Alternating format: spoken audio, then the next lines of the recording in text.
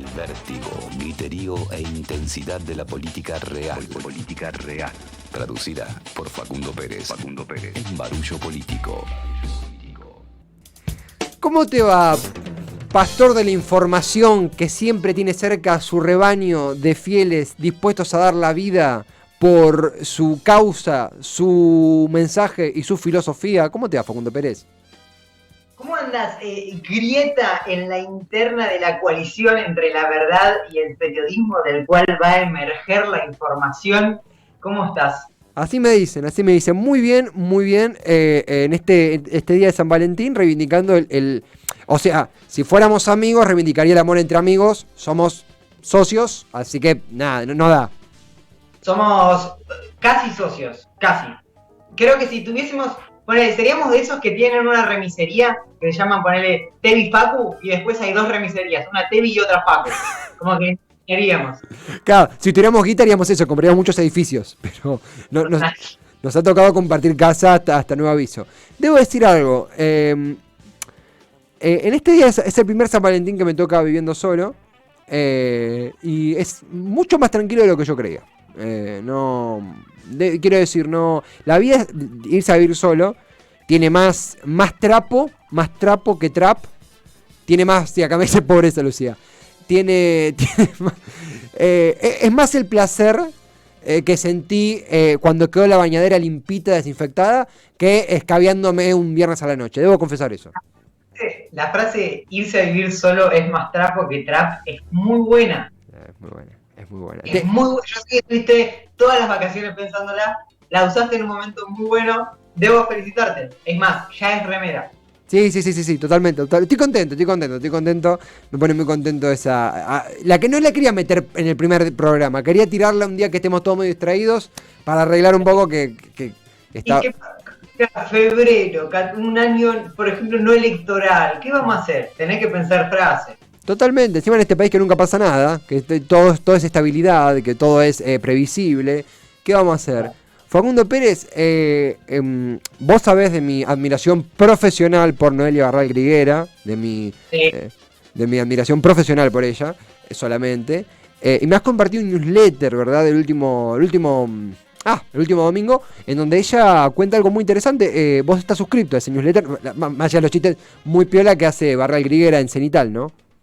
Sí, los newsletters de Cenital, súper recomendables, hacen muy buenas notas sobre varias cositas, y te hice llegar el de Noelia Barral Griguera, que, trataba de un tema que vinimos tocando la semana pasada. Uh-huh. A mí la verdad me sorprendió muchísimo, porque no la considero para nada una comunicadora amarillista. Creo que es bastante racional a la hora de comunicar.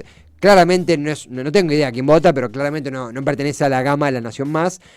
Hizo un newsletter que muy sutilmente, creo que es de lo más ardiente que leí en lo que va del año, también van 2 meses, pero realmente me dejó preocupado. Lo separé en 3 párrafos centrales, para no hablar encima y por ahí el que no está en el newsletter no se queda afuera. ¿Te va que lea y vamos debatiendo? Sí, claro. Primera parte. Esto lo escribe Noelia Barral Griguera en su newsletter en Cenital. Quien también estaba hablando de la rosca política, de los vaivenes del circuito político nacional, dice: quien también estuvo estos últimos días reuniéndose con diputados del Frente de Todos es la vicepresidenta Cristina Fernández de Kirchner. Los que la fueron a ver ratificaron el profundísimo malestar de CFK con Martín Guzmán. Cuentan que la vice marca con desilusión que el ministro le escatimó hasta último momento un dato clave: que el acuerdo con el fondo es un refinanciamiento, es decir, nos vuelven a prestar para que les paguemos la deuda original y no una reestructuración que implicaría una modificación en los términos originales del acuerdo, como por ejemplo el plazo, algo que el kirchnerismo reclamó insistentemente. Ella se enteró cuando Guzmán se lo contó a los gobernadores y no se lo perdona. O sea, podemos decir que, si quiero ponerme un poquito dramático, el ministro de Economía escondió información sobre el acuerdo a la gran mente detrás de la coalición. Entiendo el enojo, y también Cristina se encuentra con los límites de su posición, porque al fin y al cabo no es la presidenta. Es bastante tensa la situación. Eso te iba a decir. Como el ministro de Economía responde al presidente, no al vicepresidente. Entonces, no hay una línea lógica, administrativa, digamos, una cuestión vertical en el aparato del poder del gobierno, en el cual el ministro de Economía tenga que responderle a la vicepresidenta. Sí, al presidente, y digo, dentro de la lectura política de esta coalición, en la cual sabemos que Cristina es la socia mayoritaria, por así decirlo, es lógico que antes de contarle a cualquier otro personaje de la vida política del país, Cristina se entere de lo que se está tratando de lograr o se logró en la negociación del fondo. Llama la atención eso y no hace más que reforzar algo que ella se viene leyendo desde la última carta de Cristina, que es eso, y que también se ve en la carta de Máximo. Diferencias entre el kirchnerismo y el albertismo, diferencias entre el kirchnerismo y Guzmán. Hablo del tema tarifas, hablo de la negociación con el fondo. Vos sabés que me gustaría, coincido en lo que decís, y porque hay un tema que a mí me dejó preocupado. Es más, acá no había leído el título del newsletter, todo lo que viene es malo. Cuando yo leí eso dije, otro newsletter diciendo que vamos a chocar la calecita 53 veces, como si no supiéramos que va a pasar eso. Pero leyéndolo dije, wow, tiene sentido el título.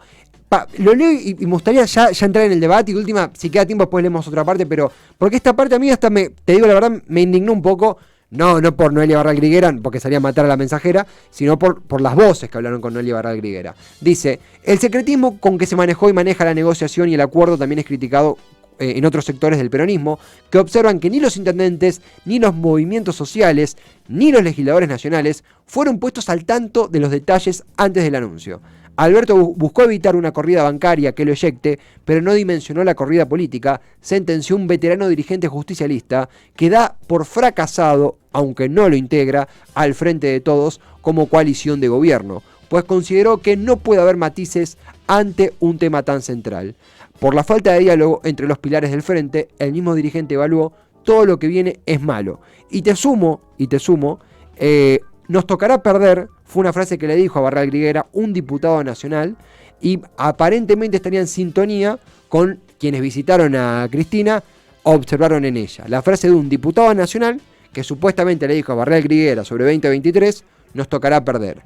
A mí esto me preocupa enormemente, primero porque estamos a más de un año de la elección, y segundo porque me parece bien ser realista, no caer en esto en la épica que no existe, no hay épica con 50% de pobres, pero me preocupa que un diputado nacional tenga esa lectura. ¿Qué nos queda al resto? No logro entender para qué lado. No sé si vos tenés alguna postura, no sé si vos cómo lees estos diálogos. Yo opino diferente en este punto, porque, a ver, primero, por un lado, la corrida política en la cual habla Griguera viene a verse en el punto más álgido en la renuncia de Máximo a la presidencia en la Cámara de Diputados. Sin embargo, esa renuncia no acarrea ningún cambio al acuerdo en sí. Más allá de que se habla del salario universal como parte de la negociación para que se apruebe, es algo que no va a suceder. Argentina no va a llevar adelante un salario universal, menos en este contexto.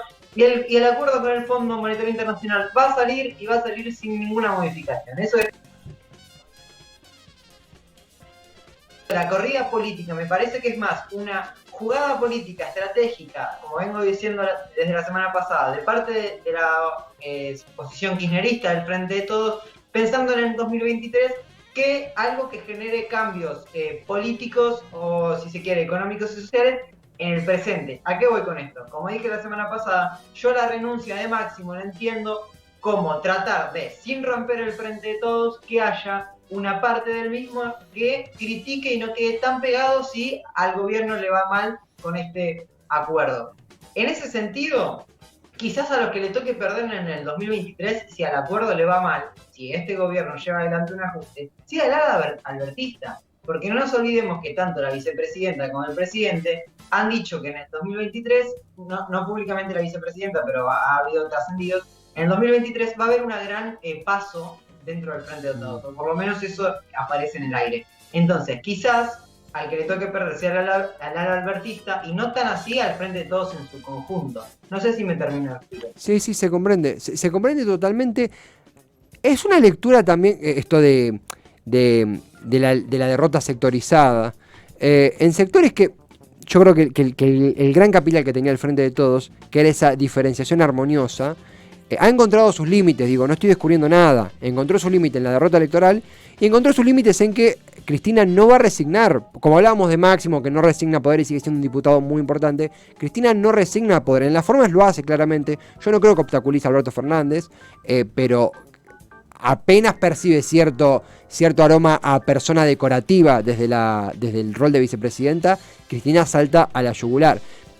Entendiblemente por un lado, alarmantemente por el otro, porque estamos hablando de discusiones muy fuertes y un derrotismo muy fuerte en plena víspera de una votación en el Congreso por un acuerdo con el FMI. Lo que a mí me falta en esta ecuación, que por ahí es algo que está y que muchas veces no se trasluce, porque está en el gobierno, hay gente muy capaz en el gobierno, diferentes secretarías, ministerios, pero no hablo de titulares, hablo de bastante abajo, que saben que en el barrio se está viviendo situaciones de mierda, que la gente realmente, si bien hay sectores que mejoran y hay un impulso a la economía, a algunos está llegando muy lento, que seguimos con una pobreza alarmante. Yo no creo que sea un gobierno boludo en ese sentido. Sí siento que a esa gente no se le ha dado lugar, sí siento que ha predominado cierto peso de nombre o mantenimiento, o se ha corrido gente que hace bien su laburo y otra se la ha mantenido. Lo que a mí me falta en esta ecuación, en este diálogo, es acuerdo, elección. Digamos, del acuerdo saltimbanqueamos a la elección del 2023. Si el acuerdo hace mucho daño, se perderá. Si el acuerdo tragamos saliva y le emparejamos el helado, vamos a zafar. En el medio hay más de un año en el medio, en donde muchas personas se van a jugar la vida laboral, la vida económica, la vida educativa. Veo a Persic, que digo, ni lo conozco a Persic, no sé ni quién es la prensa de Persic, pero que hace un esfuerzo por instalar una política educativa a largo plazo para combatir la deserción, que yo sé que si asume Acuña a nivel nacional va a ser todo lo contrario. Entonces por eso me alarma cierto falta de largoplacismo. Pero también entiendo que es la política electoral, digo, no quiero sonar resignado, pero no puedo no decirlo. Es lo que realmente me preocupa. Sí, creo que también se descansa sobre hacer la plancha este año que viene, que va a haber un crecimiento económico que va a poder sostener una situación mediocre, pero que no va a ser peor de la que existe. Según los números económicos se apunta un poco a eso. El número más preocupante, si se quiere, puede llegar a ser la inflación. Ya se está diciendo que más que seguro la inflación de este mes va a ser mayor a 4%. Pero bueno, digo, me parece que la visión de esa parte del gobierno que está con el ojo puesto más en el 2023 que en la situación económica y social actual, corresponde a esas proyecciones económicas, de hacer la plancha, aceptar los desembolsos que haga el fondo durante este año, y bueno, vemos más adelante, que un poco igual es, y termino con esto, es en definitiva lo que es el acuerdo con el fondo, porque como bien vos decías al principio de la columna, no es una reestructuración, sino que es de alguna manera patearlo un par de años más adelante, no hay quita de intereses, no hay quita de capital, no hay plazo de 20 años, es el mismo problema un poquito más adelante. Estamos con Facundo Pérez en el Barullo Político, él es nuestro querido amigo analizador de la política, es artista también, arrancando semana con todo. Tengo algo para cerrar, Facu. Tengo un fragmento de las preguntas que le hicieron a Gabriela Cerruti, portavoz presidencial, en el día posterior al regreso de Alberto Fernández, para entender también que cuesta mucho acreditarse en Casa Rosada, es un laburo bastante jodido, muy pocos llegan, supuestamente llegan los mejores, ¿o no? ¿Te animás a escucharlo? Sí, por supuesto. Esto le preguntaban los periodistas a Cerruti. ¿Por qué el gobierno busca segmentar por barrios, hablo de la ciudad o del AMBA en general, y no por grado de consumo? Es decir, ¿por qué se va a quitar el subsidio a alguien que tiene un monoambiente en Palermo? ¿No le parece que fueron desmedidos los elogios del presidente Fernández, tanto a Putin como a Xi Jinping? Dos líderes que además son violadores seriales de derechos humanos. No recuerdo, a pesar de haber acompañado al presidente en la gira, cuáles fueron esos elogios. ¿Usted me los puede recordar? En el caso de Xi Jinping es un elogio específico al Partido Comunista. No solo él, también el embajador, pero bueno, el embajador no es cuestión en este momento. Sí es la del presidente, que ha tenido digamos, desde mi punto de vista, han sido elogios innecesarios. La pregunta es, ¿El gobierno argentino va a emitir alguna respuesta respecto de lo que sucedió, de los dichos del presidente en Rusia respecto de Estados Unidos, teniendo en cuenta el momento crítico que se vive en las negociaciones con el FMI? ¿Cómo ven? ¿De verdad? O sea, la pregunta es si el gobierno argentino va a responder lo que dijo el presidente argentino. No entiendo la pregunta. Bueno, A caballo de lo que usted decía en su respuesta de la década de los 60 y los 70, si a raíz de esos gestos que estuvo con el comunismo, con Rusia, con Xi Jinping, si se está poniendo en la mesa la posibilidad de revisar, por ejemplo, el sistema político de la Argentina. Gracias. No sé qué contestarle, me desconcierta, la verdad, digamos. Sinceramente, usted me está preguntando si la Argentina se va a volver comunista porque el presidente viajó a China y vamos a dejar de ser demócratas porque el presidente viajó a China. Bueno, a ver, ¿cómo uno que, yo no soy periodista, pero uno que le gusta comunicar, muchas veces se enoja cuando la gente dice, no, el periodismo es una mierda, el periodismo es una mierda. Esta gente ayuda a que la gente diga el periodismo es una mierda. O sea, el periodismo, que es una herramienta noble, que es poner una lupa sobre los asuntos de interés público, conectar la opinión pública con una persona que toma decisiones en una entrevista. O sos un imbécil que cree que porque Alberto Fernández fue a China vamos a instalar un régimen comunista, lo cual es, no creo que ni un chico de 4 años puede creer esa estupidez. O realmente la gente que está en Casa Rosada renunció a hacer periodismo, pero se bien acomoda en el culo en la silla para mantener la credencial y chapear con eso, que cada vez vale menos, está más de valor, gracias a ellos. Y hacen esta clase de números para que un par de boludos, me incluyo porque también hago chistes de eso, hagamos memes en Twitter. Es grave que pase, es gravísimo que en este contexto, con el contexto nacional que tenemos, estas sean las preguntas a una vocera presidencial. Sí, quiero decir dos cosas. La primera es que si vos no sos periodista, yo soy menos periodista que la existencia de, no sé. Pero, y desde ahí me parece que no me siento cómodo criticando el accionar periodístico de nadie. Pero sí lo que voy a decir es, me parece que esto es un reflejo del debate público en el cual los medios de comunicación están llevando adelante. Porque en definitiva, la lectura tan superficial que se hace a través de redes sociales, a través incluso de programas de televisión y de diferentes medios de la coyuntura política y social, hace que creo que estos periodistas se sientan hasta obligados a hacer este tipo de preguntas, porque es en definitiva de lo que se está hablando en el debate público, es lo que la gente termina esperando desde un lado amarillista a escuchar y a que el gobierno conteste. Se perdió la profundidad en este punto. Y lo otro que te quiero decir es más una pregunta. El otro día jugaste al TEG y te tocó Rusia, y te quiero preguntar, ¿vos vas a asumir el comunismo en este programa? ¿Cómo va a ser? Porque jugaste con Rusia. Jugué con Rusia y perdí a Rusia y quise ganar a América del Sur y la perdí en una ronda también. El único, después de lo que fue mi partida de TEG, el único régimen que puedo asumir es el derrotismo, si es que eso existe. Lo que hago es de lunes a viernes no comer harina. Después. Claro, ese es un régimen que creo que es el único régimen que puedo adherir y ni siquiera sé si lo puedo cumplir, no lo podría cumplir. Es cierto que, no, igual coincido, es incómodo a veces hablar de otros periodistas, pero también siento que reclamamos mucho el rol de Gabriela Cerruti. Digo, a mí hay cosas que me gustan más, menos. Creo que mejoró mucho Gabriela Cerruti en su rol. Al principio era como, ay, Cerruti, ¿por qué no aparece? Me gusta más que antes, podemos decir. Y es un rol que creo que está bueno tener acá. Es un rol que encima es importado de Yanquilandia, no lo inventamos nosotros, que es la vocera presidencial. Qué lástima que se pierda esa oportunidad, porque le reclamamos mucho a este gobierno una buena comunicación. Y creo que está años luz de hacerla, creo que aún le falta. Pero estas cosas, una cosa, hablamos mucho de tiros en el pie, ¿no? De, bueno, el gobierno se autoflagela constantemente.